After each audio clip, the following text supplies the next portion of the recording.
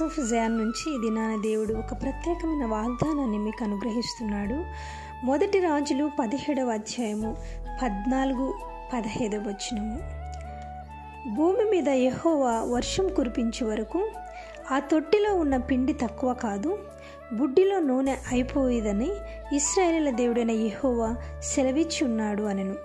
అంతటా ఆమె వెళ్ళి ఏలియా చెప్పిన మాట చొప్పున చేయగా అతడును ఆమెయు ఆమె ఇంటి వారును అనేక దినములు భోజనం చేయుచు వచ్చిరి. ఇది మనమున్నటువంటి ఈ యొక్క సిచ్యువేషన్లో, లేదా ఉద్యోగాలు పోయి మరి జీవితం నడవక ఉన్న పరిస్థితుల్లో, అనారోగ్యాలు మనల్ని చుట్టుకున్న పరిస్థితులలో, అలాగే వేదనలు చుట్టుకున్న పరిస్థితులలో, కరోనా కాలంలో, కష్టకాలంలో, కరువు కాలంలో, ఏ కాలమైనా దేవుడు చెప్తున్నాడు, తన ప్రవక్తకు పంపించిన వాగ్దానాన్ని దేవుడి దినాన మీకు ఇస్తున్నాడు. ఏంటంటే భూమి మీద తిరిగి మరి పరిస్థితులన్నీ నీకు అనుకూలంగా వచ్చే వరకు నీ బుడ్డిలో ఉన్న నూనె అయిపోదు, నీ తొట్టిలో ఉండే పిండి అయిపోదని దేవుడు చెప్తున్నాడు.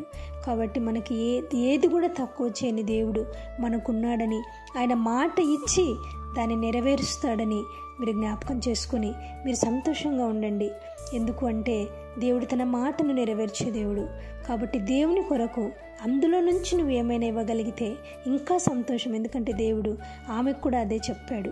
విధవరాలికి కూడా మొదట అప్పము నువ్వు నాకు తీసుకుని రమ్మని ప్రవక్త చెప్పాడు. ఇదేనా నువ్వు నీ జీవితంలోని మొదటి భాగాన్ని దేవుడికి ఇచ్చి మిగతా భాగమంతా సర్వ సమృద్ధిని నువ్వు అనుభవించాలని యేసుప్రభువారి నామములో ప్రార్థిస్తున్నాను. ఆమేన్.